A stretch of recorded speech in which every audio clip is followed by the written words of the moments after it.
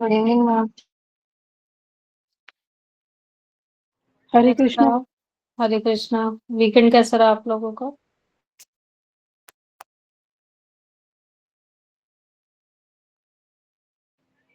हरे और Krishna ma'am. Hare Krishna. Good evening ma'am. Good evening.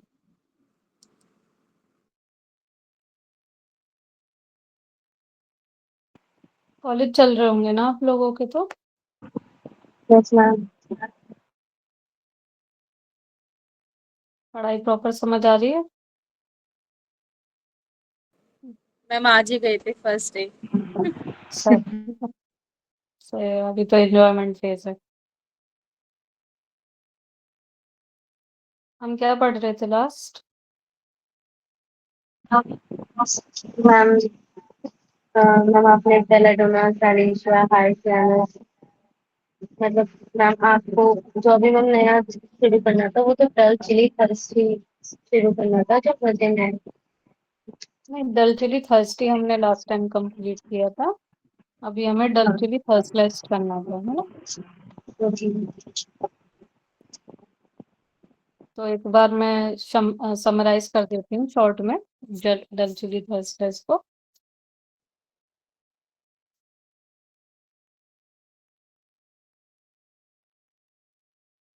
तो इसमें belladonna, nux vomica, china, arnica, calcarea carb, phosphorus, hyoscyamus, stramonium, silicea, eupatorium, ये सब आती हैं। तो आप क्या देख रहे हैं कि स्ट्रमोनियम एक्यूट में आके चिली हो जाती है। ठीक। तो यहाँ समझने वाली बात ये है कि स्ट्रमोनियम हिस्टेरिकल मेडिसिन है। तो जितना भी हिस्टेरिकल मेडिसिन रहेगा वो आपको चिली में भी मिलेगा और हॉट में भी मिलेगा, है ना? तो जब वो बहुत ज्यादा या तो वो फ्रैंकसेफिलिस में पहुंच जाए या सोरोसेफ्लिटिक में पहुंच जाए, उस टाइम पे हिस्टेरिकल मेडिसिन चाहे कोई सी भी हो, जैसे क्रॉकस हो गई, है ना, मॉस्कस हो गई, स्ट्रमोनियम हो गई, पल्सिटिला हो गई, इग्नेशिया हो गई, इनके थर्मल पे बहुत रिलाय मत करना।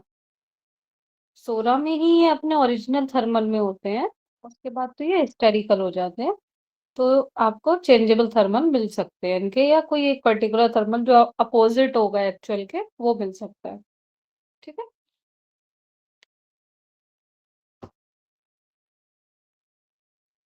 तो सबसे पहले यूपिटोरियम के बारे में आपको पता ही है कि अगर बोन पेन बहुत ज्यादा होते हैं तो यूपिटोरियम की तरफ सोचा जाता है, प्लस वॉमिटिंग भी हो साथ में।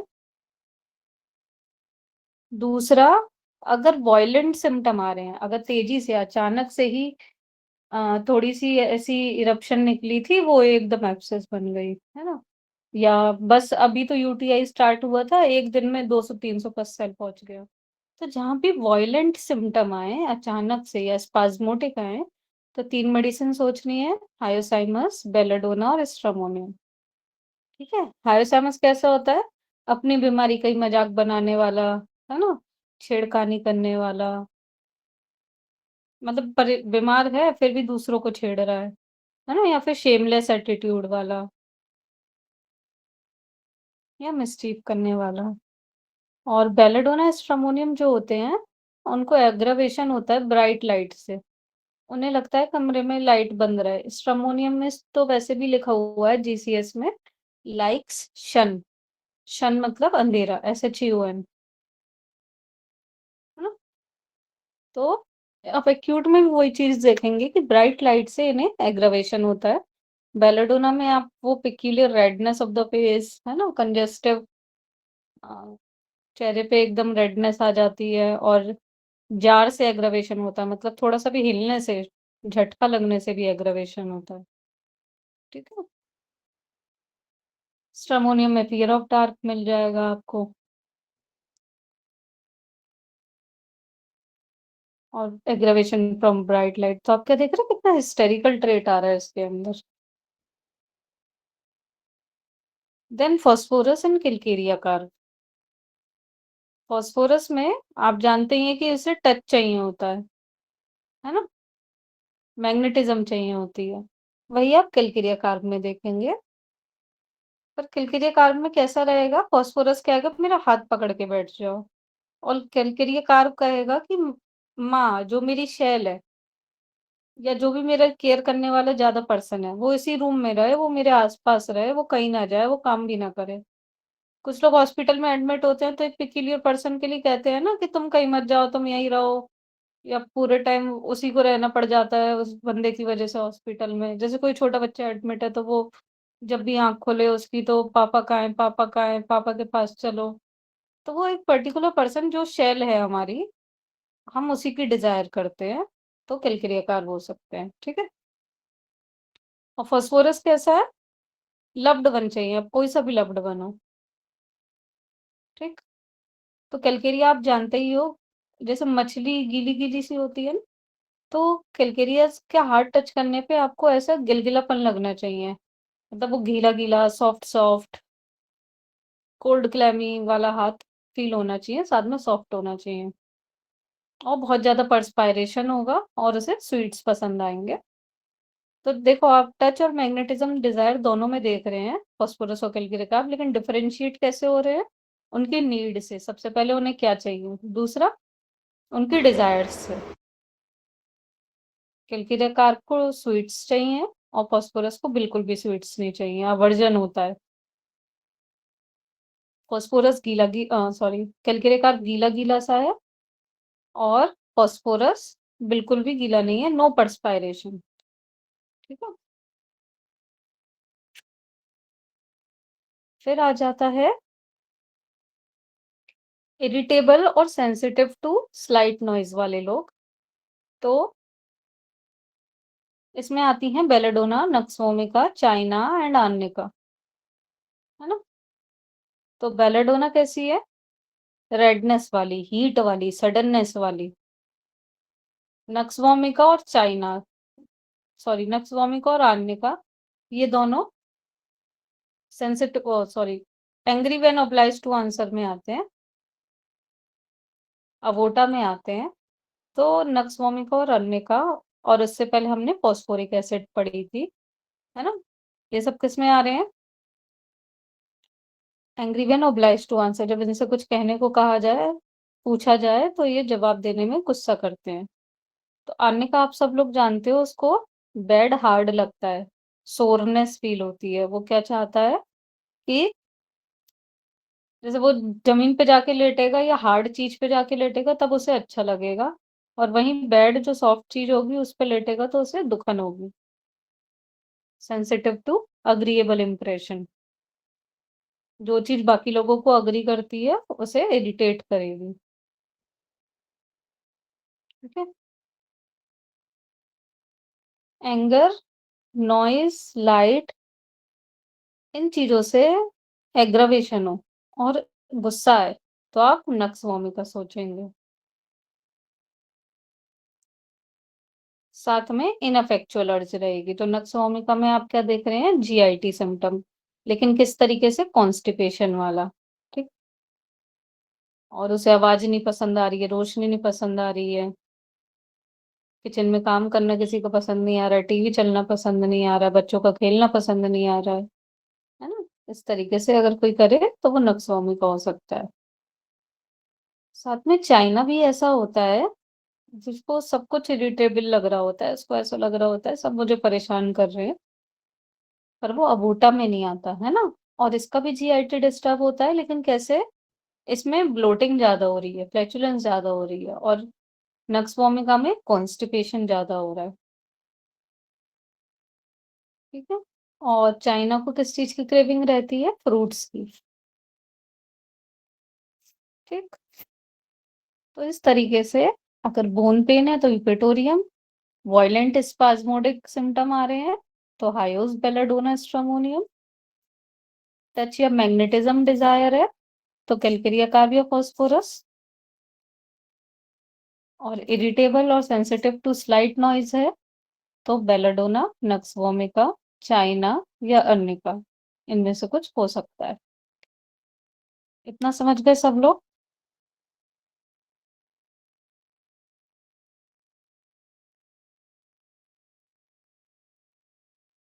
इस चीज में किसी को कोई कंफ्यूजन है?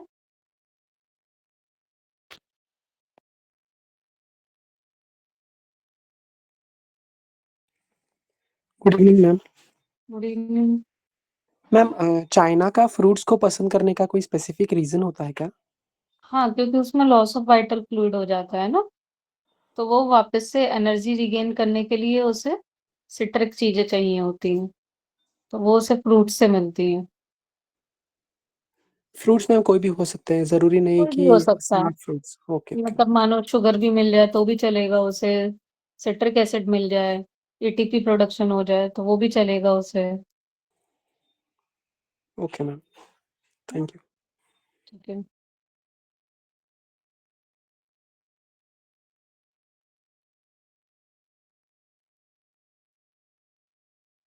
अब हम आते हैं डल और थर्स्टलेस पे। अभी हम क्या देख रहे थे? डल, चिली,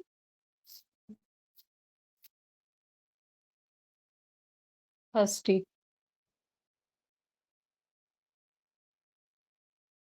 उससे पहले हमने डल, चिली, थर्स्टलेस पढ़ा था।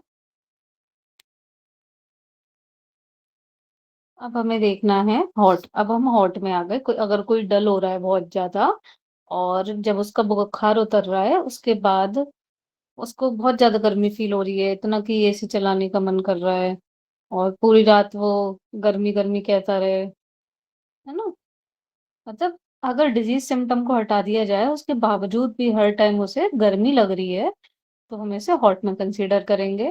प्लस उसका उठने का मन नहीं कर रहा, लेटे रहने का मन कर रहा है, देन थर्स्टलेस, मतलब उसे प्यास कम लग रही है।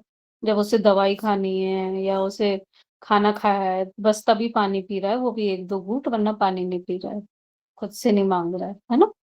तो इसमें कौन कौन आएंगे? Pulsatilla, Bryonia, lycopodium, Apis, opium यहाँ पे भी आता है देखो। ओपियम नो कंप्लेंट में भी आता है और ओपियम डल हॉट थर्सलेस में भी आता है।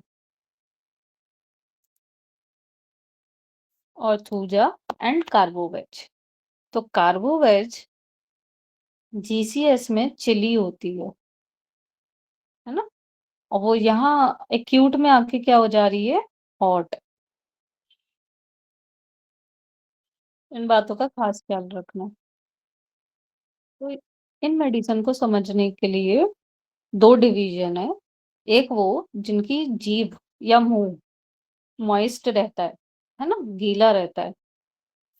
दूसरे वो जिनका मुंह बहुत सूख रहा होता है फिर भी उन्हें प्यास नहीं लगती, क्योंकि हम थर्स्टलेस से डील कर रहे हैं तो यहाँ पे प्यास नहीं लगनी चाहिए, या बेस है। तो एक वो लोग जिनका मुंह सूख रहा है फिर भी उन्हें प्यास नहीं लग रही है, एक वो जिनका मुंह मॉइस्ट है प्लस साथ में उन्हें प्यास नहीं लग रही। ठीक। तो जिनका मॉइस्ट टंग रहता है या मॉइस्ट माउथ रहता है वो दो ही मेडिसन है, लेकेसिस एंड सल्फर। सल्फर जो होता है वो मैंने वहां क्लास में पढ़ाया था कि एंजाइटी अबाउट डिजीज रहता है उसे, बट ये जांचें नहीं कराएगा। Plus hot palm and sole, ये तो बेस ही रहेगा इसका। बाकी अभी हम इसे और डिटेल में पढ़ेंगे। लेकिन हथेली और पाँव गर्म हो रहे हैं या उनमें से हीट निकल रही है, प्लस साथ में जिसको अपनी बीमारी की तो चिंता हो रही है, मुझे क्या हो गया क्या हो गया, लेकिन उससे कह दो कि जांच करवा लो तो वो जांच नहीं कराएंगे, क्योंकि उन्हें ये डर रहता है कि मुझे कोई बड़ी बीमारी ना निकली है, आप मुझे बस दवाई देके ठीक कर दो, मैं जांचें नहीं करा रहा। ऐसे कहते नहीं है कुछ लोग। तो एंजाइटी अबाउट डिजीज हो बट वो रिलेक्टेंट हो इन्वेस्टिगेशन कराने के लिए, तो आप सल्फर सोचेंगे। एक दूसरा होता है लेकेसिस। लेकेसिस कैसा होगा? वो हल्के में लेगा बीमारी को। एक तरफ तो आप कितना एंजाइटी देख रहे हो बीमारी को लेके, दूसरी तरफ लेकेसिस है जो बीमारी को हल्के में लेता है और हंसी मजाक करता है। ऐसी और कौन सी मेडिसिन थी अभी हमने चिली में देखी थी जो जेस्टिंग करेगा या हल्के में लेगा? रस आयुष। कर, हाँ, आयोसन। हाय, ठीक है। इसका मतलब सबको याद हो गया ना, इसी तरीके से याद रखनी है मेडिसिन, है ना। देन वो लोग जिनका मुंह सूख रहा है बट उन्हें प्यास भी नहीं लग रही है। ठीक। उसमें जो डिलीजेंट रहेंगे मतलब अपना काम करते रहेंगे बीमार होने के बावजूद, वो 2 लोग हैं, ब्रायनिया और लाइको। ब्रायनिया का दूसरा नाम ड्रायनिया ही होता है, तो आप लोग को वैसे भी याद रहना चाहिए कि उसमें मुँह में भी ड्राइनेस मिलेगी ही मिलेगी, क्योंकि उसके बाकी सारी चीज़ों में ड्राइनेस ही मिलती है। उसकी कंप्लेंट्स में भी ड्राइनेस होगी, उसके नेचर में भी ड्राइनेस होगी। आप उसे एकदम इमोशनलेस पाएँगे, है ना? तो वो लोग जो अपने बिज़नेस के बारे में ज़्यादा सोचते रहते हैं और बीमार पड़े तब भी बिज़नेस के बारे में ही बात करेंगे, वो ब्राइनिया होते हैं। और लाइकोपोडियम बीमार पड़ने पे ये नहीं चाहता कि कोई मेरी तरफ देखे।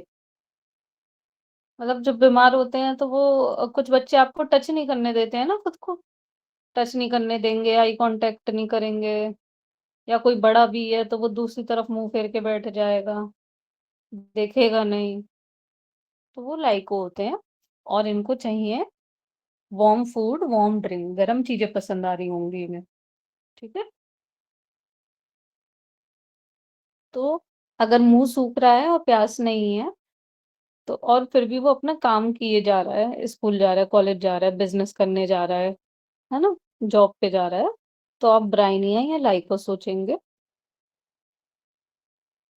अगर नॉन डिलिजेंट है, वो चुपचाप पड़ा हुआ है घर में, काम करने का भी मन नहीं है, किसी भी चीज़ में लगन नहीं है, बीमार है तो पहले बीमारी पे ही फ़ोकस है उसका, है ना?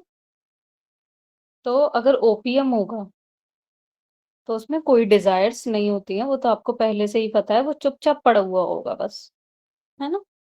ना कुछ माँग रहा है, ना कुछ कह रहा है, बस चुपचाप पड़ा हुआ है, गर्मी ज़्यादा लग रही है, प्यास कम लग रही है।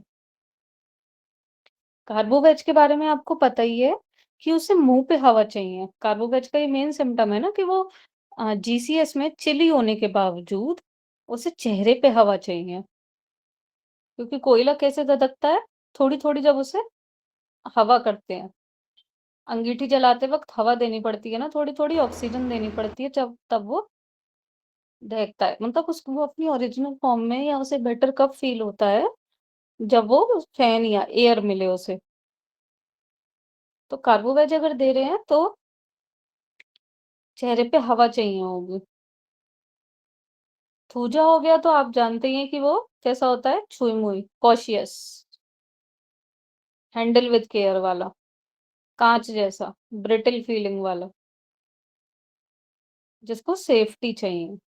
तो हर काम वो सँभल के करेगा। आपसे पूछेगा, आप कह दोगे कि कुछ दिन पानी बॉयल करके पीना है आपको और लाइट सब्जियाँ खानी है। तो अब वो आपको कॉल कर के बार-बार ये पूछेगा कि पानी मैंने जो बॉयल किया है उसे मैं कितनी देर बॉयल होने दूँ? अब बॉयल कर लिया तो ये बॉइल्ड वाटर ही पीऊँ या ठंडा करके पीऊँ? आप जो कह रहे थे कि लाइट खाना खाना है, तो जैसे मैं दलिया बना रहा हूँ तो उसमें घी डालूँ या नहीं डालूँ? हाँ, तो इतना कॉशियस हो जाता है वो कि हर छोटी चीज़ में वो आपसे फिर पूछेगा करने से पहले, संभल-संभल के चलने वाला। इसी चीज़ को जीसीएस में भी इम्प्लाई कर लो आप, वो लोग जो बीमार ना पड़े इसके लिए मतलब ज़िंदगी में कभी कोलेस्ट्रॉल नहीं बढ़ा है उनका, लेकिन वो एक्सरसाइज़ करना शुरू कर देंगे कि मेरा कोलेस्ट्रॉल नहीं बढ़ना चाहिए, इसलिए मैं तो ऑयल ही अवॉइड कर रखा है। तो आप उनसे पूछो कि अच्छा कितना कोलेस्ट्रॉल रहता है आपका? मेरा नॉर्मल रहता है लेकिन मैं ओवर खाने लगूँगा तो बढ़ जाएगा इसलिए नहीं खाता। है ना? तो ये आजकल का ट्रेंड भी है मार्केट में, लेकिन जो बाय डिफ़ॉल्ट इसी नेचर का आया हो, शुरुआत से ऐसा हो। तो जो लाइफ में ओवर कॉशियस होके चले मेंटली भी, फिज़िकली भी, वो थूजा होते हैं। देन एपिस, एपिस को बार-बार यूरिनेशन की अर्ज रहेगी। मैम ये जो आपने बताया ना कॉशियस बार बार एक चीज को पूछेगा, हाँ, वो जो इरशाद एक पेशेंट था ना, वो दिल्ली वाला इरशाद, हाँ, हाँ। उसको यही प्रॉब्लम है, बार बार यही चीजें पूछता है, पानी कितना गर्म करना है, अच्छा इतने ड्रॉप लेना है तो ऐसे लेना है वैसे लेना है, बार बार कॉल हुँ, करता है, डायरेक्ट मैसेज भी नहीं करेगा, कई बार कॉल करेगा वो। अच्छा, तो देखो ठीक। इसमें डिजायर सिंपैथी भी हो सकती है कि वो उसे हर चीज में आपका वो सहानुभूति चाहिए, है ना? अभी मुझे पता नहीं कि उसमें क्या रूब्रिक लिया था मैंने, क्या मेडिसिन दिया, अभी मुझे वो उसको तो कुछ नहीं है। कार्सिनोसिन दिया था। अच्छा पहले आपने लाइको बताया था, मैंने तो लाइको दे चुका था मैं उसको। अच्छा। जी। वो इस चीज का बहुत मार्क्ड चीज है, मतलब उससे मैं इरिटेट हो जाता हूँ कई बार, कॉल करता ही रहता है। हाँ, तो अभी कार्सिनोसिन से फॉलो अप देखते हैं, फिर इस चीज को कंसीडर करेंगे। जी जी। तो ओके। अच्छा, एपिस में यूरिनेशन से रिलेटेड प्रॉब्लम रहती है और ड्रॉप्सी आएगी, है ना? और यूरिन से रिलेटेड प्रॉब्लम क्यों आती है? क्योंकि इसका बेस होता है अपनी टेरिटरी, है ना? टेरिटरी मतलब जो साम्राज्य इसने बनाया है, जो साम्राज्य इसने बैठाया है अपना, उसमें अगर कोई इसे इरिटेट कर रहा है या वो छिन रहा है या इसकी नहीं चल रही है उस ऑर्गेनाइजेशन में जिसको इसने खड़ा किया है, तो इसको प्रॉब्लम आती है। ठीक है, तो यूरिन मतलब टेरिटरी। तो अब ये अर्ज फॉर यूरिनेशन हो गया, मतलब यूरिनेशन बढ़ गया। तो यूरिनेशन बढ़ने का मतलब है वो बार बार जल्दी जल्दी अपनी टेरिटरी मार्क करना चाह रहा है। तो उसकी टेरिटरी जब छिन रही होगी तब इसे एक्यूट में कंप्लेन आएंगी, है ना? तो आप जैसे डायबिटीज के केस में, ये तो एपिस की बात हो गई, लेकिन इससे हटके अगर डायबिटीज के केस की बात करें, पॉलीयूरिया, पॉलीडिप्सिया, पॉलीफेजिया, है ना? तो आप पेशेंट से ये पूछो कि पहला सिम्टम क्या आया था डायबिटीज, आपको कैसे समझ आई कि आपको डायबिटीज हो रही थी, क्या सिम्टम आ रहे थे? तो हर पेशेंट में तीनों सिम्टम्स नहीं मिलते हैं, तीनों चीजें एक साथ हर पेशेंट में नहीं मिलती हैं। जिससे जो चीज छिन रही होगी, जिस चीज से रिलेटेड स्ट्रेस आया होगा, उस वजह से वही सिम्टम डायबिटीज देगी। जैसे कि जिसको बार बार, मतलब वो ये कहेंगे कि रात में मैं हर 1 घंटे में उठ के यूरिनेशन जा रहा था, बहुत दिन हो गए थे कि रात में मुझे ज्यादा टॉयलेट आने लगी थी, तो मैंने डायबिटीज चेक कराई। तो उसको अपनी टेरिटरी से प्रॉब्लम है ना?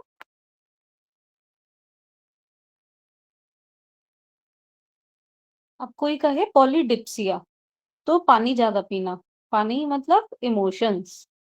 तो कहाँ उसको स्ट्रेस आया? अपनी इमोशनल लाइफ में। पॉलीफेजिया ज्यादा खाना खाना, तो फेजियम मतलब खाना मतलब मॉर्सल।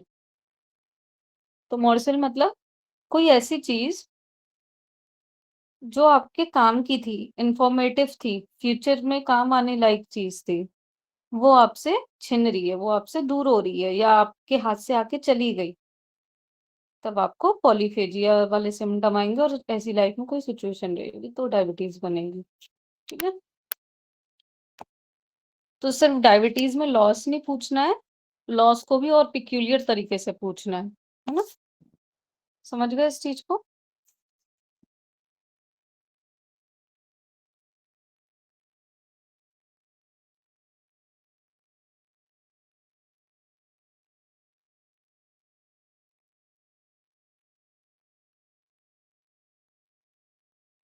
ठीक है, एक रह गया पल्सेटिला।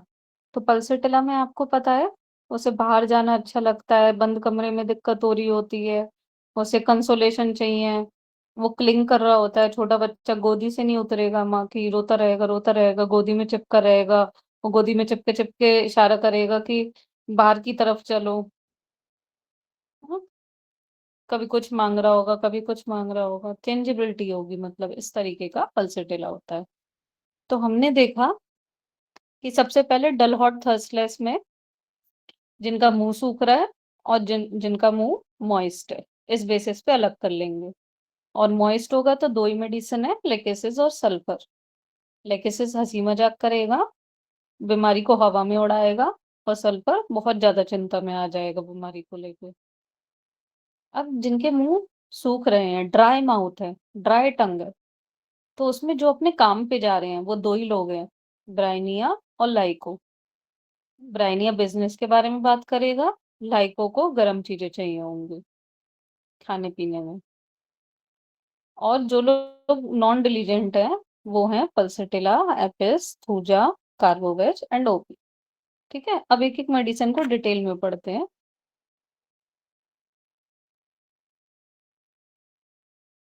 पल्सटिला कैसा है? डल, हॉट, थर्स्टलेस, ये तो आप लोग को पता ही है। साथ में चेंजेबल थर्स्ट मिल सकती है, मतलब कभी तो बिल्कुल प्यास नहीं लग रही और प्यास लग रही है तो बहुत पानी पिए जा रहा है। तो आपको दोनों तरीके से प्रेजेंट हो सकता है ये, क्योंकि ये हिस्टेरिकल मेडिसिन होती है।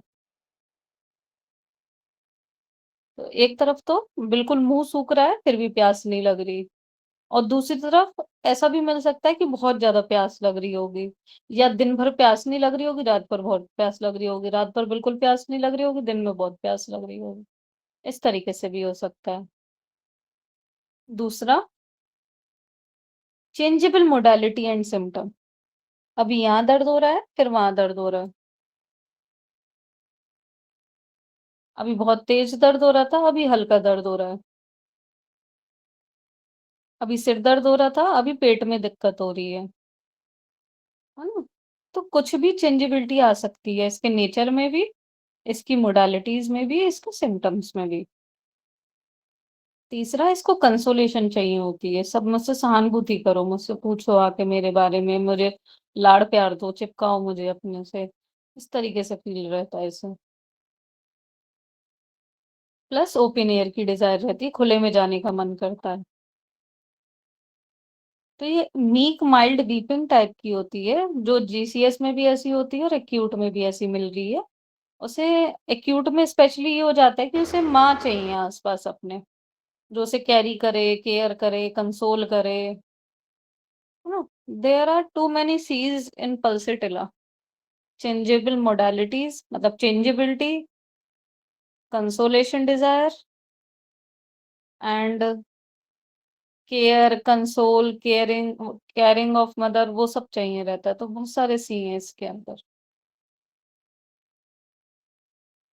और इसको डोर और विंडो खुली चाहिए, अगर बाहर नहीं जा पा रही है क्योंकि डलनेस ज्यादा है तो इस कहेगा गेट खोल दो, विंडो खोल दो, या सब लोग कमरे से बाहर चले जाओ, बस मम्मी रहनी चाहिए यहाँ पे, मतलब खुला खुला चाहिए।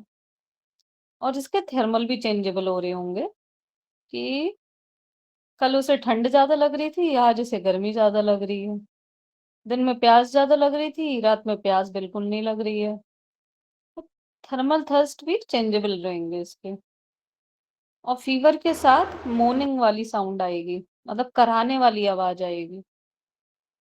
कुछ लोग होते हैं ना, जब बुखार आ जाता है तो कराहते रहते हैं, दर्द में कराहते रहते हैं ना कुछ लोग, फीवर के साथ साथ। लेकिन उसमें बेचारापन होना चाहिए, जब उस मॉर्निंग में आपको बेचारापन फील हो, मतलब ये आपकी फीलिंग होनी चाहिए, डॉक्टर को वो मॉर्निंग सुन के बेचारी वाली फीलिंग आए कि अरे कितने दर्द में है या कितनी परेशान है ना, ऐसी फीलिंग आए अंदर से, तब वो पल्सेटिला होगा। वही इरिटेशन आए आपको उसकी मॉर्निंग से, तो वो सेना, कैमोमिला इस टाइप का हो सकता है, क्योंकि उसमें भी तो कैरिंग डिजायर है। जैसे सेना का बच्चा हो गया, उसे कस के थपथपाओ, गोदी में लेके जोर जोर से थपथपाओ, और वो कैमोमिला में जोर जोर से हिलाओ, तब उनको आराम मिलता है ना। तो वहां पे भी करेंगे, लेकिन यहाँ पे क्या है, ये चुपचाप पड़ा रहेगा और बेचारे वाली फीलिंग आएगी उसमें। कैमोमिला सेना में कैसा होगा, उनका रोना आपको बर्दाश्त नहीं हो रहा होगा, वो बच्चा जितना जोर से रो रहा होगा आपको उतनी जोर से इरिटेशन हो रही होगी। तो वो आपके अंदर की जो फीलिंग है ना, वो बहुत मैटर करती है, मतलब आप पर्सनल फीलिंग के लेवल पे हटा के एज अ डॉक्टर उसे सुने और फिर क्या फील आ रहा है, वो बहुत जरूरी हो जाता है हर केस में, है ना? मतलब आपकी खुद की जो सेंसिटिविटी है उसे दूर रख दो, उसके बाद उस चीज को सुनो, उस पेशेंट के साथ आपको कैसा फील हुआ। वो बहुत बड़ा जजमेंट होता है मेडिसिन प्रिस्क्रिप्शन का।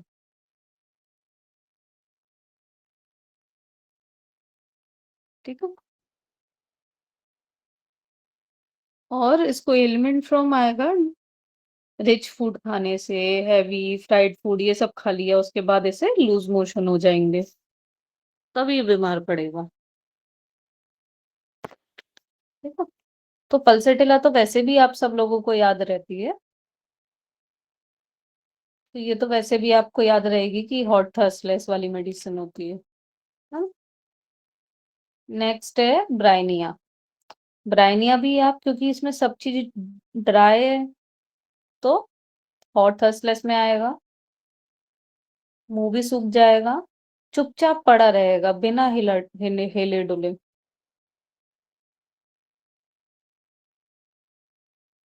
आपने पढ़ा है ना इसमें, aggravation from the least motion, amelioration from complete rest. जैसे एक रिलेटिव है, उसको टेटनाए आ रहे थे, मतलब स्पाज्म आ रहे थे होल बॉडी में, है ना। और मीतवा सर तब इवनिंग में बैठते, मतलब ऐसे मॉर्निंग और इवनिंग का ऐसे करते थे क्लिनिक। तो वो 5 बजे घर गए हुए थे और वो पेशेंट को 8 बजे क्रैम्प आ रहे थे, इस तरीके से टेटनाए आ रहा था। तो उसको मैंने क्लिनिक पे बुलाया था, तो सर अवेलेबल नहीं थे, तब मेरी भी स्टार्टिंग का टाइम है वो। तो मैंने बस एक ही चीज देखी कि इतना सीवियर क्रैम्प आ रहे हैं, मतलब ऐसी स्टेट थी कि एडमिट करना पड़ेगा।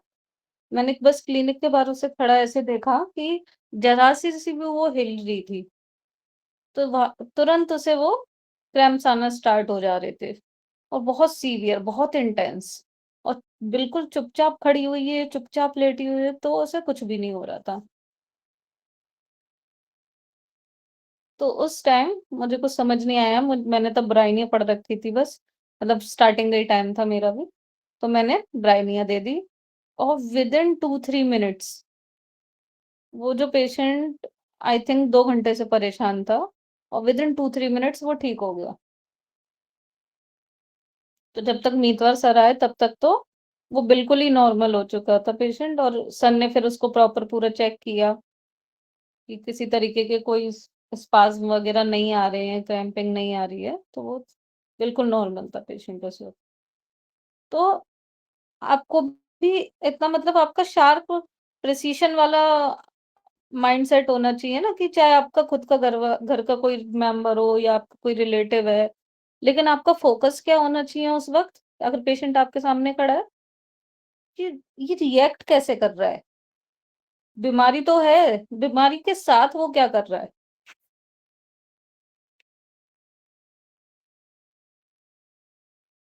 ना। तो वो बहुत इंपॉर्टेंट हो जाता है। अगर मुझे ये नहीं दिखता उस वक्त कि इसे लीस्ट मोशन से एग्रवेशन है, तो सर तो और आधे 1 घंटे बाद आए थे, तो वो तब तक वो पेशेंट उतना परेशान रहता। तो कीन ऑब्जर्वर होना पड़ेगा आपको, अगर अच्छी होम्योपैथी प्रिस्क्रिप्शन करनी है तो। ठीक है। तो मोशनलेस लेटना होता है इसको, बिल्कुल भी हिलने डुलने से इसकी दिक्कत बढ़ जाएगी, थोड़ा सा भी हिलने डुलने से। और ड्राइनेस है तो स्टूल भी हार्ड हो जाते हैं। बातें किस तरीके की करेगा या सोचेगा किस बारे में, अपने बिजनेस के बारे में, सिर्फ और सिर्फ बिजनेस, बीमार पड़ा है तब भी। और ब्राइनी एक एंग्री मेडिसिन होती है, तो इसको एलिमेंट फ्रॉम एंगर मोर्टिफिकेशन ही आएंगे। और जब ये चुपचाप लेटे हुए हैं तो भी इरिटेट ही हो रहे होंगे अगर इनसे कोई बात करेगा तो। ठीक। तो dry, listless, irritable people, lying और इमोशनलेस। डिलीजेंट कंसाइंशियस ये जीसीएस में भी होते हैं, सोरा में भी होते हैं, और सोरोसिफिलिटिक स्टेट में भी होते हैं। और सबसे एक इम्पॉर्टेंट चीज, इसे प्रेशर से अम्लियोरेशन होता है। अगर बॉडी में पेन हो रहा है और कोई कस के मसाज दे दे उसे, तो उसे आराम पड़ जाएगा, या कोई कस के दबा दे तो आराम पड़ जाएगा। ठीक।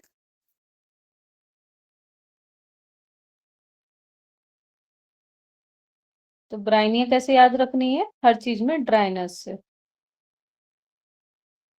देन आ गई एपिस। एपिस के बारे में आप लोग जानते ही हो कि वो जहां भी हनी भी अगर काट भी लेती है तो क्या आती है, सूजन।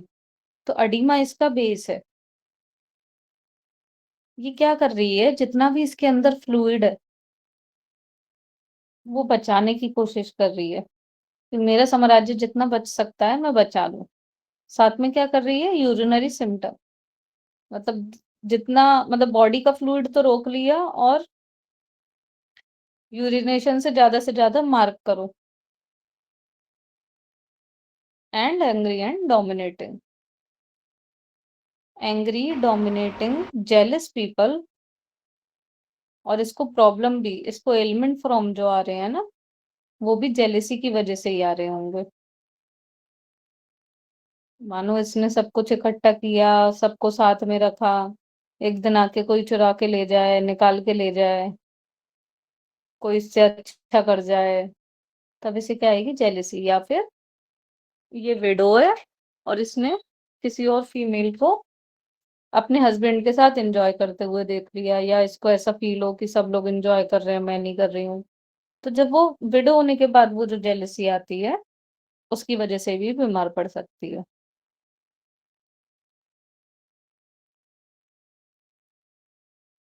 हेपेस एक्यूट में बीमार पड़ने पे कैसी हो जाएगी? सैड हो जाएगी या फिर इंडिफरेंट हो जाएगी, है ना? और चेहरा सूजा सूजा रहेगा, स्पेशली इसकी आईलिड सूज जाएंगी, और यूरिन की फ्रिक्वेंसी बढ़ जाएगी, लेकिन स्केंटी आ रहा होगा, मतलब बार बार तो जा रहे हैं लेकिन थोड़ा थोड़ा, क्योंकि ये थर्स्टलेस में है ना, तो प्रोडक्शन ही कम हो जाएगा, और एडिमा के थ्रू वो बचा ही रहा है ऑलरेडी, तो स्केंटी यूरिनेशन रहता है। एक पिक्यूलियर चीज है जो सिर्फ एपिस में ही मिलती है, कि बुखार के साथ आवाज चली जाती है। लॉस ऑफ स्पीच या इनएबिलिटी टू टॉक, ये फीवर के साथ भी है, डायरिया के साथ भी है ना, जॉन्डिस के साथ भी है, मतलब इसे कुछ भी एक्यूट में हुआ है और उसके साथ इसकी आवाज चली जाए। इवन ये वहां पे भी आता है, जैसे कोमा वोमा में, आप ये वाला रूब्रिक डाल के देखना, मतलब हायर सिफिलिटिक डिजीज में भी साथ में एफेजिया हो रहा है, लेकिन ये सिर्फ फंक्शनल होना चाहिए। अगर मानो स्पीच एरियाज में अगर कोई डैमेज हुआ है या कोई लीजन आया है, उसके बाद एफेजिया हो, तो ये दवाई काम नहीं करेगी। ये कब काम करेगी? कि अगर कोई प्रॉब्लम नहीं है, कोई लीजन नहीं है, कोई दिक्कत नहीं है, तो भी एफेजिया आ गया एक्यूट कंप्लेन के साथ। तो फीवर या किसी भी कंप्लेन के साथ एफेजिया आ रहा हो, मतलब ये बात ना कर पाए या इसकी आवाज चली जाए, तो हम क्या सोचेंगे? एपिस। तो ये इंडिफरेंट टाइप का होता है, तो ये कंप्लेन भी नहीं करता, है ना? एक ये तरीका है। दूसरा तरीका क्या है? जो बच्चे सोते सोते चीखते हैं, तो आप दिन में नहीं चीख रहे हैं और सोते में चीख रहे हैं, इसका क्या मतलब है? कि आप टिमिड हैं और आपकी बात कोई दिन में नहीं सुन रहा, तो आप किस तरीके से उसे अपनी बात सुनवा रहे हैं? रात में चिल्ला के। तो आप क्या देख रहे हैं? इसमें बहुत सारी ऐसी अपोजिट अपोजिट ट्रेट्स देखने को मिल रही हैं। एक तरफ अडीमा क्रिएट करना, दूसरी तरफ फ्रीक्वेंसी ऑफ यूरिनेशन कर देना, है ना?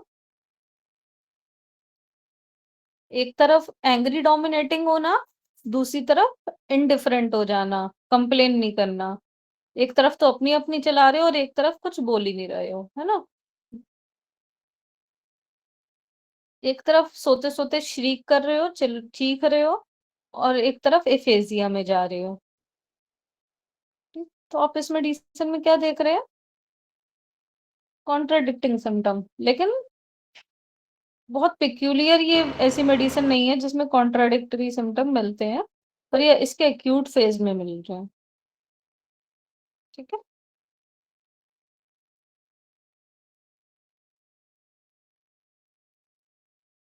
देन आता है लेकेसिस।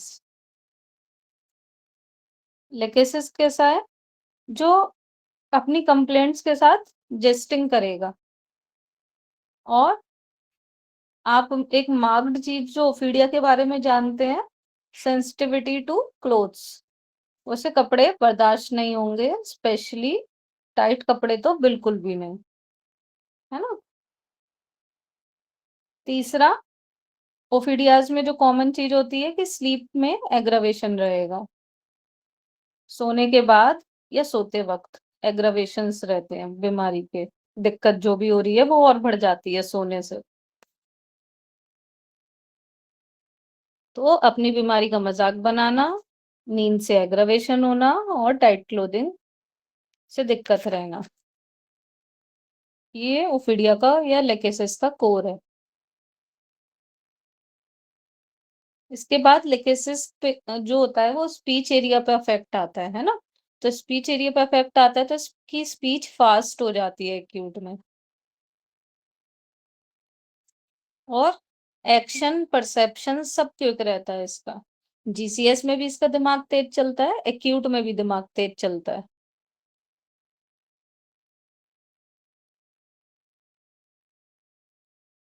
प्लस चाहे कितना भी दर्द हो रहा हो उसका मजाक बना के रहेगा। तो 2-3 पॉइंट्स ही हैं इसके बारे में कि नींद से दिक्कत बढ़ जाना, मजाक बनाना, स्पीच फास्ट हो जाना, है ना? अच्छा हाँ, एक पॉइंट और आता है इसमें कि बुखार के साथ इसको इरिटेशन या हिकअप्स आएंगे। तो यहाँ क्या इरिटेट हो रही है?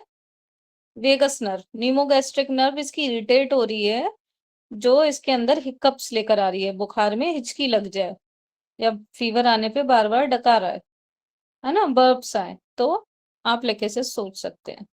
मतलब फीवर के साथ जीआईटी डिस्टरबेंस किस तरीके से है? हिकअप्स और इरेक्टेशन की फॉर्म में। नक्सवामिका में आपने देखा कॉन्स्टिपेशन की फॉर्म में है। चाइना में आपने देखा फ्लैचुलेंस की फॉर्म में है ना? हर मेडिसिन अलग तरीके से कर रही है रिएक्ट।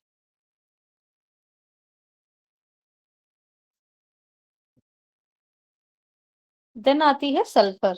सल्फर के बारे में आपने क्या, मतलब मैंने क्या बताया था आपको?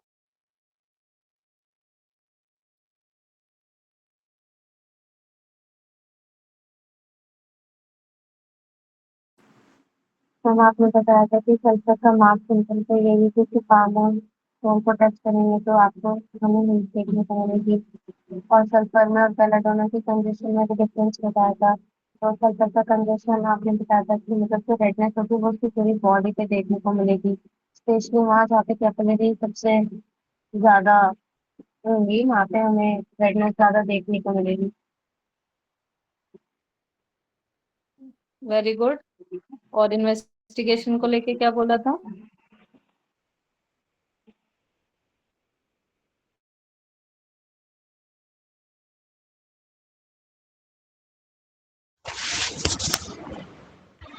मैम इसे कोई भी बीमारी हो इसे जांच नहीं करानी रहती है, वरीड नहीं होता है डिजीज के अबाउट में।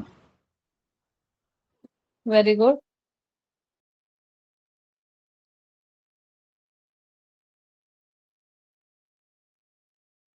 देखो इसी का एक सिमिलर होता है लाइकोपोडियम, है ना?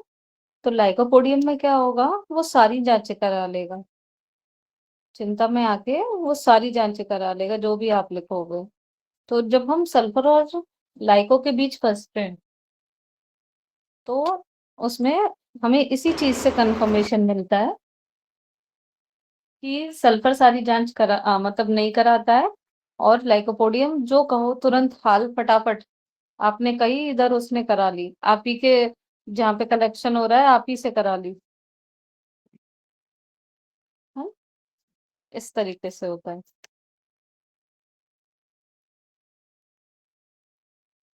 तो सल्फर के बारे में हम पढ़ रहे थे। तो सल्फर के ब्राइट रेड लिप्स होते हैं, और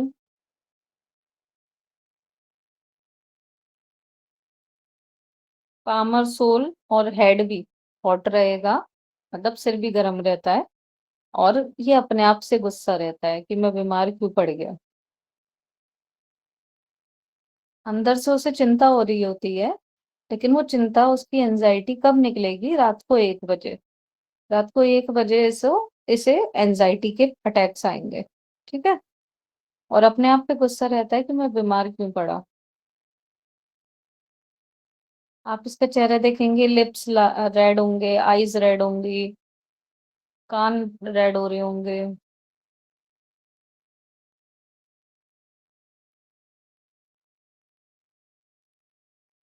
और इसे नहाना पसंद नहीं आएगा, ये तो आपको पता ही होता है कि सल्फर है तो वो अच्छे से नहीं रहता है, तो डर्टी अपीयरेंस है, नहाने का मन नहीं कर रहा होगा, बाल बिखरे होंगे, मतलब वो दिख कैसा रहा है, वो डॉक्टर के पास किस हाल में चल के आया है, उसे कोई फ़र्क नहीं पड़ रहा होगा।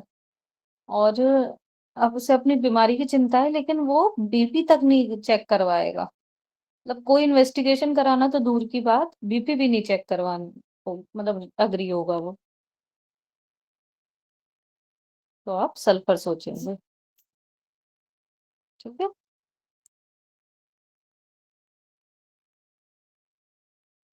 मैम ये डर की वजह से होगा ऐसा है, फ्रीवलेसनेस की वजह से? नहीं, नहीं, डर की वजह से कि कोई बड़ी बीमारी ना निकली है मुझे। अच्छा। बस आप दवाई देके ठीक कर दो मुझे। कैलकेरिया में जो होता है ये बहुत ज्यादा एंजाइटी, हाँ, हेल्थ। हेल्थ को लेके एंजाइटी। एक मरकरी और आती है इसमें।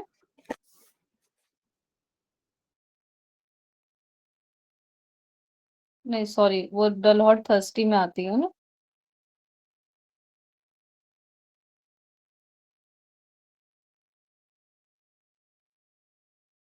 अभी हम थर्स्टलेस पढ़ रहे हैं, फिर आता है लाइकोपोडियम। लाइकोपोडियम जो रहता है वो डिलीजेंट कंसाइंशियस स्टूडियस होता है, ये सब आपको पता ही है ना? उसे हॉट फूड की डिजायर रहेगी। And hard on inferior, soft with superior, ये बेस होता है। मतलब रिसेप्शन वाले से लड़ जाएगा कि मेरा नंबर पहले क्यों नहीं लगा रहे, और डॉक्टर के पास आके बहुत प्यार से बात करेगा। मतलब जैसे वो बाहर एकदम गुस्से में तिलमिला रहा है कि मेरा नंबर क्यों नहीं ले रहे हो, मुझे इतना लेट क्यों कर रहे हो, डॉक्टर ऐसा है, डॉक्टर वैसा है। और अंदर जाके जी सर इस तरीके से बिहेव करेगा, है ना? तो वो इंफीरियर के आगे ही अपना हार्डनेस दिखा सकता है। या जैसे आप दुकानदार को कह रहे हो लाइकोपोडियम में, और वो दुकानदार को कह रहा है कि अरे आपने तो सब चीज के रेट बढ़ा दिए, हर चीज महंगी कर दी। और जैसे आपने देखा कि पलट के जो दुकानदार है वो आपसे आंखें बड़ी करके और गुस्से में आपको रिप्लाई कर रहा है कि आपको पता नहीं है कि सिलेंडर के रेट कितने बढ़ गए हैं, हम महंगा नहीं करेंगे तो और क्या करेंगे। तो तभी वो ही करके साइड हट जाएगा। मतलब जहां उसे लगता है कि उससे सुपीरियर कोई जा रहा है तो वहां वो डरपोक हो जाता है।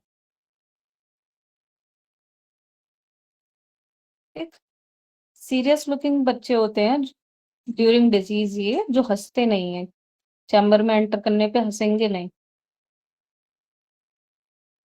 और जैसे ही डॉक्टर से अप्रोच करेगा एग्जामिन करने के लिए, तो वो मतलब ऐसे बच्चे नहीं होते हैं जो डर तो रहे होते हैं लेकिन साथ में गुस्से वाला चेहरा होता है। मतलब वो आपको टच नहीं करने देते हैं, एक एंग्री लुक देके। आपने देखे होंगे कुछ बच्चे जो मतलब आप टच करने जाओ तो गुस्सा गुस्से वाला चेहरा बना लेते हैं, है ना? और ये वो हॉट पेशेंट है जिसे हॉट फूड पसंद है। मतलब चाहे गर्मी लग रही है लेकिन चाय चाहिए, गर्म दूध चाहिए, पानी भी गर्म करके दो। तो तो वो हॉट पेशेंट जिनको हॉट चीजें पसंद आए, तो आप लाइकोपोडियम सोच सकते हैं। और वो एडल्ट जो थॉरो इन्वेस्टिगेशन कराने को रेडी रहते हैं, मतलब आपने बस सीबीसी लिखा है तो वो आपको CBC, LFT, KFT, urine routine microscopy सारी जांचें दे देगा। आपने बस एलएफटी केएफटी लिखी है, वो आपको diabetic profile, thyroid profile, lipid profile सब साथ में और करके दे देगा। तो ये थॉरो इन्वेस्टिगेशन कराना चाहते हैं कि जो भी कमी है मेरे अंदर वो फटाफट से पता लग जाए और आप उस हिसाब से दवाई दे दो तो मैं जल्दी ठीक हो जाऊं। तो ठीक दोनों होना चाहते हैं सल्फर और लाइको, लेकिन अंतर किस में है? उनके एक्शंस में। एक बीमारी के डर की वजह से जांच नहीं कराता, और एक जल्दी ठीक होने के लिए, सारी बीमारी पता लगाने के लिए थॉरो इन्वेस्टिगेशन कराता है। ठीक है, उनके बीच डिफरेंस समझ गए?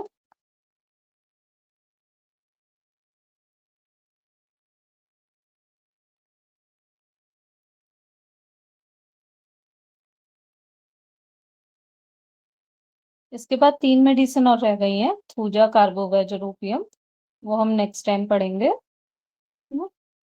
अभी इन सब मेडिसिन जो पढ़ाई गई उनमें किसी में कोई प्रॉब्लम हो तो बताओ।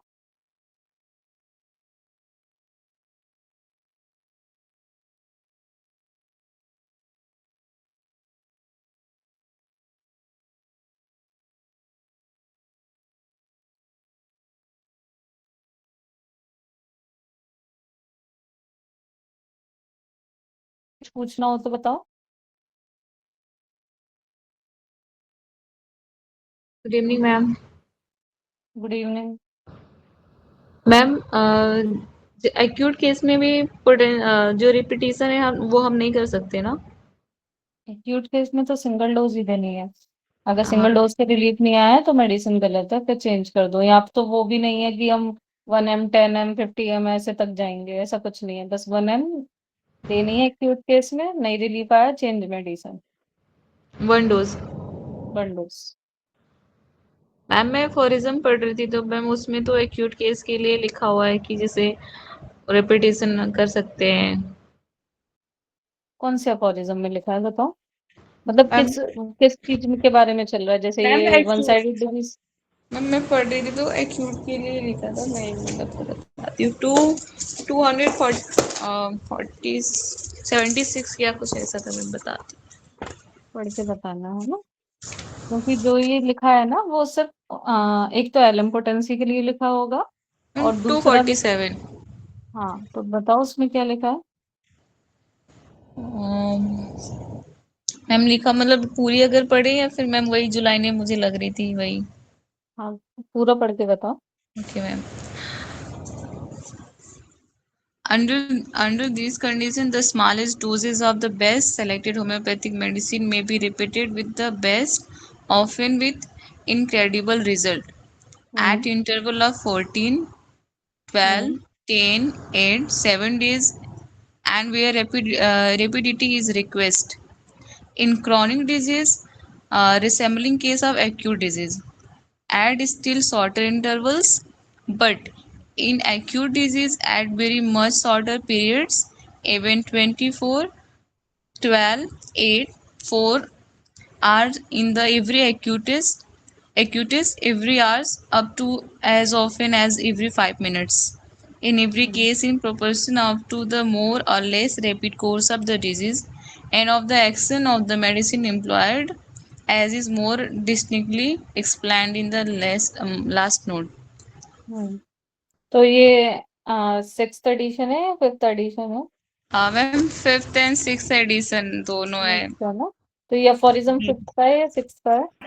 Ma'am first time. मैम जिस 5th का है। मैम मैं एक यहाँ पे देखी थी और भी कहीं शायद देखा था तो मुझे डाउट आ रहा था फिर मे हाँ बी मैम ये ये फॉरिज्म मुझे समझ ना आ रहा हो, बट नहीं ये नहीं, मैंने लाइनें पढ़ ली थी। सही समझ आ रहा है तुम्हें।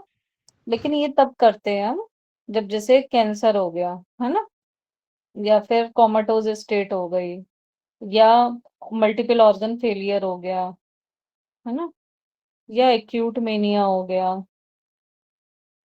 तो वो केसेस जो एक्यूट टेस्ट है, सिर्फ उन्हीं केसेस में आप रिपीटिशन करना। क्योंकि जैसे मैंने आपको पहले समझाया था ना कि वाइटल फोर्स चल रही है, अपना काम कर रही है ना, और उसमें आप बीच में फिर से एक उसे कोई चीज स्टिमुलेटेड है, आप उसे दोबारा अगर स्टिमुलेट करेंगे तो वो ओवर स्टिमुलेट हो जाएगी ना। तो जब तक मेडिसिन का एक्शन एग्जॉस्ट नहीं हो रहा तब तक कोई रिपीटिशन नहीं करना है। जब तक रिकवरी का कोई एक भी सिम्टम है तब तक नो रिपीटिशन। लेकिन जैसे ही एग्जॉस्ट हुआ तब आपको दोबारा से रिपीट करनी पड़ जाएगी। समझ रहे हैं? और जहाँ ऐसा है कि जहाँ हमें रिपीटेडली बार बार जगाना है वाइटल फोर्स को कि जो बॉडी में आया हुआ है इसे किल करो, या अपनी ससेप्टेबिलिटी दिखाओ, या खुद कुछ तो रिएक्ट करो। जैसे मतलब कॉमा केस हो गया, है ना, मल्टीपल ऑर्गन फेलियर हो गया, या अनकॉन्शियस या पेशेंट वो ठीक ही नहीं हो रहा है, या जैसे कोई मेनिया में आया है और एक डोज से रिस्पॉन्ड नहीं किया है ना। यस तो मैम मतलब करना है, पर वहां जहां आपको पता है कि वाइटल फोर्स को हर 2 मिनट में जगाना पड़ेगा, हर 5 दिन में जगाना पड़ेगा, हर एक हफ्ते में जगाना पड़ेगा। यस मैम मतलब मैम कि अगर से 1 डोज आप जो भी मिनिमम है और वाइटल फोर्स उसका एक्सेप्ट करने की पूरी उसका पोटेंशियल है तो 1 डोज ही इनफ है।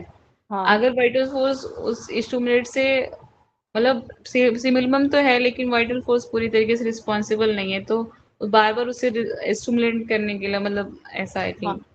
हाँ, तब हमें रिपीट करने। Okay ma'am, thank you ma'am. ठीक है, और किसी को कुछ पूछना है? हाँ, अक्षिता बताओ।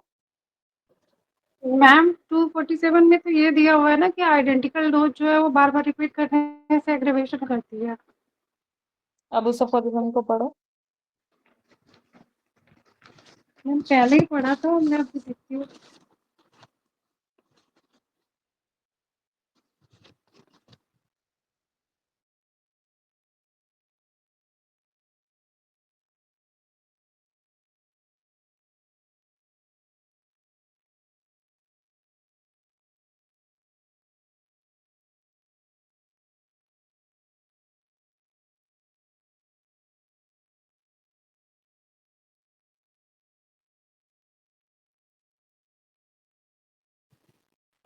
Yes ma'am.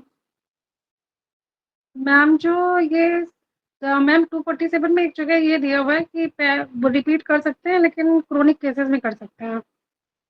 और एक्यूट केस के लिए ये दिया हुआ है कि शॉर्टर इंटरवल में भी रिपीट कर सकते हैं, लेकिन हम 6th एडिशन जो है तो उसमें तो उसकी 50 मिलीसिमल पोटेंशियल वगैरह के बारे में आगे 248 में बताया गया है। अच्छा, मैम ये लिखा हुआ है 6th एडिशन में, do not repeat same unchanged dose of a remedy as the vital force does not accept unchanged dose without resistance, and farmer dose has already accomplished the expected change. So the new same dose no longer find same condition of vital force. हाँ, तो वही वही चीज मैं बता रही हूँ ना, ये एलएम से जुड़ा हुआ है जो तुमने पढ़ा, कि अब वो वाइटल फोर्स उस स्टेट में नहीं रहेगी, तो जब पहले 0/1 दिया था, तो अब 0/2 देने की जरूरत पड़ेगी, फिर 0/3, 0/4, ऐसे करके रिपीटिशन करने को बोला है हाँ 6th मतलब मैम एडिशन वो में। सेम डोज नहीं रिपीट करनी है, उसको बढ़ा के ही करना है, मतलब चेंज करके ही हाँ, करनी है। और 5th में ये बोला गया है कि आप सेम डोज को भी रिपीट कर सकते हो जब तक वो उस पोटेंसी पे रिस्पॉन्ड कर रहा है। जब उस पोटेंसी पे रिस्पॉन्ड करना बंद कर दे, तब आपको हायर पे शिफ्ट होना है। Yes ma'am. ठीक है, और बताओ, और किसी को कुछ पूछना है तो?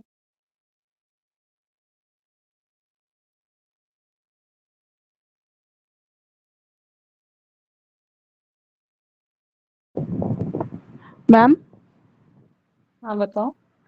मैम अगर कोई पेशेंट है न्यूली मैरिड है लगभग 6 महीने, और उनको ब्लीडिंग बहुत ज़्यादा हो रही है मेंसेस में, 15 दिन 20 दिन 1 1 महीने अगर उनकी ब्लीडिंग चल रही है, तो ऐसे में हमें पेशेंट से मतलब जैसे डिस्मेनोरिया होता है या इन सब में हमें पूछना रहता है कि मतलब वो क्यों नहीं बनना चाह रही हैं, अपनी लड़की मतलब अपनी जैसी हैं वैसी क्यों नहीं एक्सेप्ट हो रही हैं, तो इस केस में हमें क्या पूछना चाहिए? ये आफ्टर मैरिज ही आया, उससे पहले नहीं था? उसके पहले नहीं था मैम पेशेंट को, और पेशेंट की ब्लीड एज हैवी हो रहा है 30। या फिर ब्लीड नॉर्मल हो रहा है? मैम डार्क ब्लीड हो रहे हैं विथ क्लॉट, स्टार्टिंग के कुछ डेज हैवी ब्लीडिंग रह रही है, उसके बाद स्पॉटिंग रह रही है। स्पॉटिंग है ना, मतलब अगर ये कंटिन्यूस हैवी फ्लो होता तो वहां डेड डिजायर होती। यहाँ क्या ओके। है, स्कैंटी आ रहा है, स्पॉटिंग। कुछ दिनों बाद स्पॉटिंग आ रही है। तो वो क्या हुआ, क्लॉटेड रह गए, जो धीरे धीरे करके, मतलब वो प्रॉपर आपको स्पाज्म नहीं मिले, है ना, वो ऑक्सीटोसिन का सीक्रेशन आपको प्रॉपर नहीं मिला, यस मैम। कि आपका वो प्रॉपर एंडोमेट्रियम शेड ऑफ हो पाए, है ना। तो आपको क्या नहीं मिला, ऑक्सीटोसिन मतलब हग, ऑक्सीटोसिन मतलब जुड़ना किसी से, तो वो आपको हस्बैंड से वो लगाव फील नहीं हो रहा है, या आपको फैमिली में वो सिचुएशन नहीं मिल रही है कि आप अपना मनपन फील कर पाए अपने पार्टनर से। Okay ma'am. कोशिश आप कर रहे हैं क्योंकि इतना लंबा चल रहा है मेंसेस, बट नहीं हो पा रहा है, इसलिए प्रॉब्लम आ रही है। Okay ma'am. ठीक है, थैंक यू मैम। ठीक है।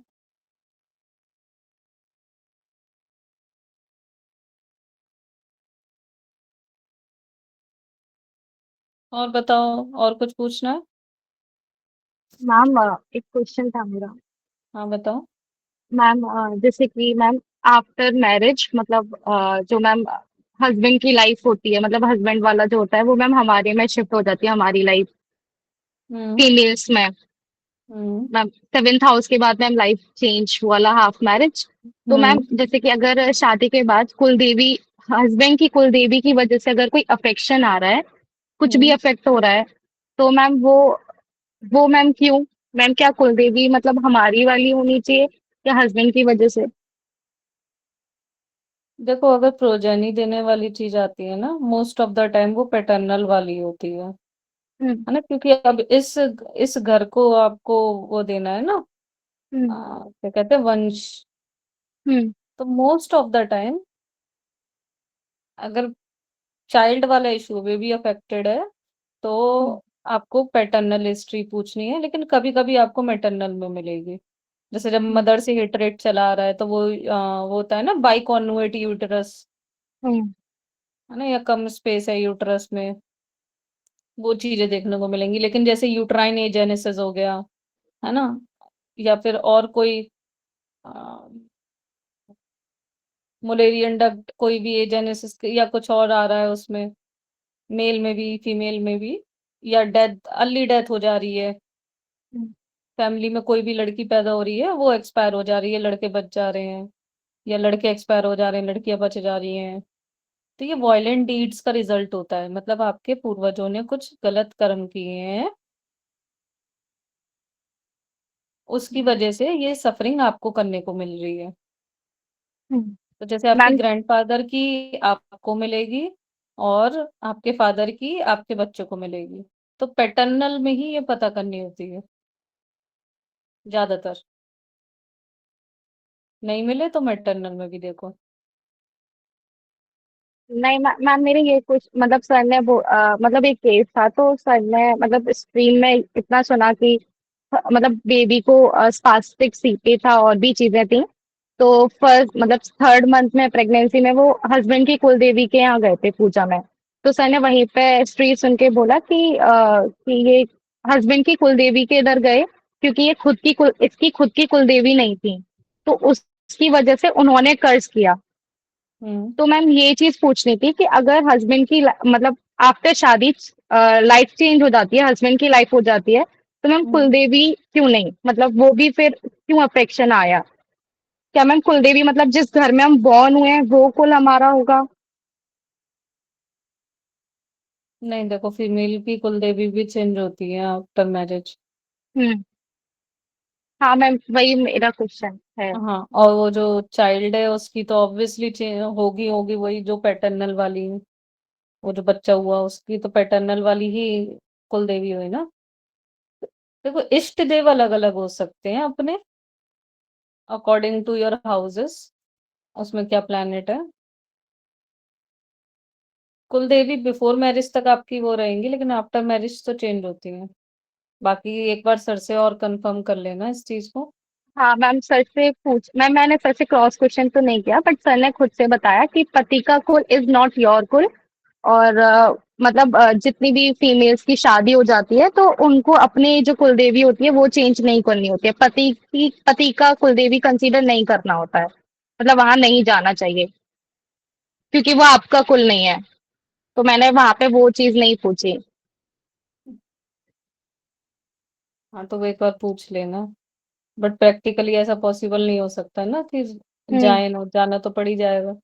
हम्म। तो एक बार सर से पूछना कि अगर जाना पड़ जा रहा है तो क्या करना है फिर। Okay ma'am. हैंड रेस किसने किया है? अक्षिता, हाँ बताओ। मैम जो शादी होती है उसमें जो दान होता है वो कुल और गोत्र का ही तो होता है। हम अपना कुल और गोत्र छोड़ के मतलब जहाँ भी शादी होती है हम उसका कुल और गोत्र कैरी करते हैं। हम्म। हाँ, मैं भी यही कहना चाह रही हूँ ना कि चेंज होता है। पर बाकी, क्योंकि सर ने प्रफुल्ल सर से पढ़ा है तो सर के यस पास कुछ ना कुछ तो इससे रिलेटेड नोट्स होंगे ना, तो वो सर यस। ही बता पाएंगे और अच्छे से तो।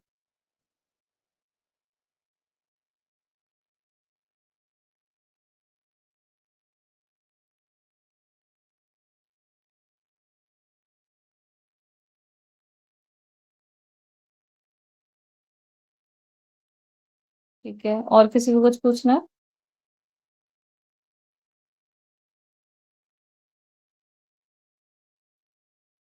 मैम, हाँ हेलो बताओ। मैम, एक बच्ची का केस है। मैम, उसमें बच्ची जब डीप स्लीप में है तो उसे बेड वेटिंग नहीं होती है, बट वो जब मतलब आधी, क्या कहते हैं, कच्ची नींद में होती है, हल्की नींद में, तो उसे बेड वेटिंग होती है। तो मैम ये थोड़ी मतलब फिजियोलॉजी इसकी समझ में नहीं आई कि डीप स्लीप में उसको बेड वेटिंग नहीं हो रही है, बट वो हल्की स्लीप में है तो उसे बेड वेटिंग हो रही है। तो फिर उसे उसमें दिखाई देता है क्या कि जब वो लाइट स्लीप में है तो वो वॉशरूम में है या यूरिनेशन की अर्ज हो रही है, ऐसा कुछ उसने बताया या फिर नहीं मैम, ऐसा इनवॉलेंटरी कुछ है? नहीं, ऐसा कुछ भी नहीं है, इनवॉलेंटरी ही होता है। ये चीज उसको शुरू हुई है बच्ची मतलब जब बच्ची की एज 4 ईयर हुई थी, तो उसके पेरेंट्स ने उसको मतलब आसपास के किसी स्कूल में डाला था। तो उन वहां पे बस वो मुश्किल से 10-12 दिन गई होगी, वहीं उसके बाद से उसको ये चीज शुरू हुई। तो मैंने बच्ची से उस समय की सिचुएशन पूछी तो उसने कहा कि मैम बहुत डांटती थी, मारती थी और बहुत हम्म, लाउडली बोलती थी, तो मुझे डर लगता था उनसे। तब से उसको मतलब एक डर सा बैठ गया है कि वो स्कूल गंदा है, उस स्कूल में नहीं जाना, ये नहीं करना। हम्म। हाँ तो वो डोमिनेशन की जहाँ भी हिस्ट्री रही होती है वहाँ बेड वेटिंग आते ही है, और उसमें भी वो बहुत ज्यादा टिमिड होता है। देखो डीप स्लीप में वो एक कंफर्ट आ जाता है ना, ओके। तो हो सकता है इसलिए डीप स्लीप में वो नहीं फील कर रहा है, लेकिन जब वो माइल्ड स्लीप में है तो वो उसे रिकॉल होते होंगे, वो चीजें दिखाई देती होंगी या वो याद आता होगा, तो वो उसे फिर उसकी वजह से यूरिनेशन हो जा रहा है। और डीपली से प्रोब करना। Okay ma'am.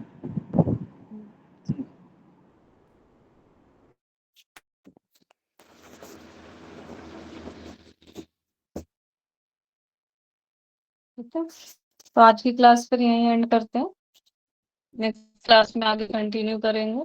आप जितने अभी तक पढ़ाए हैं उसे याद करके आना, ठीक है? Thank you so thank you much all of ma'am. You. Thank you, ma'am. Good ma'am night. Good night ma'am, हाँ बताओ। Thank you.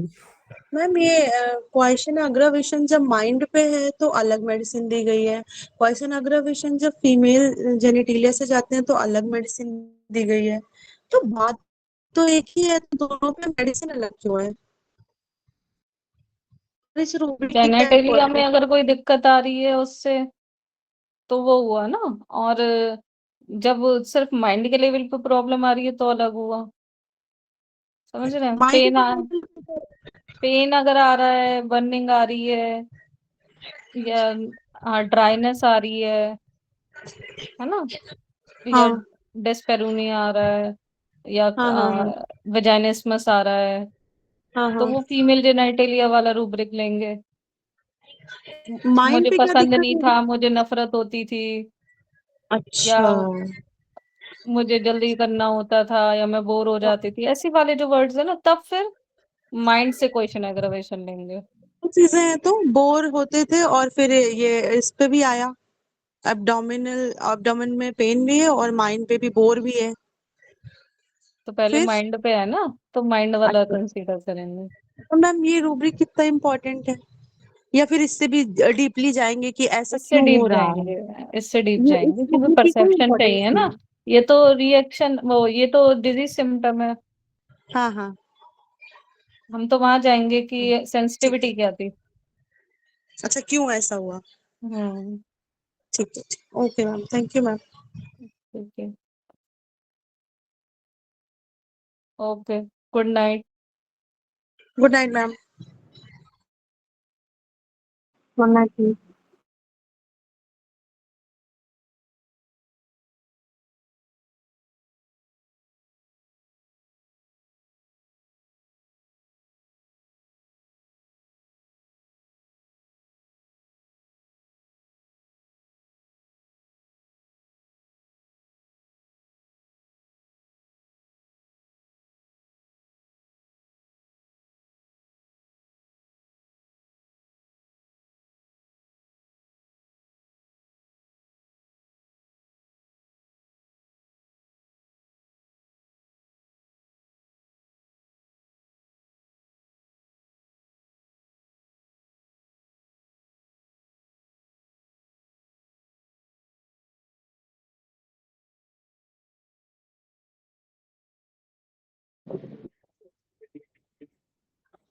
Ravi Ravi class हो गई भाई, जाओ।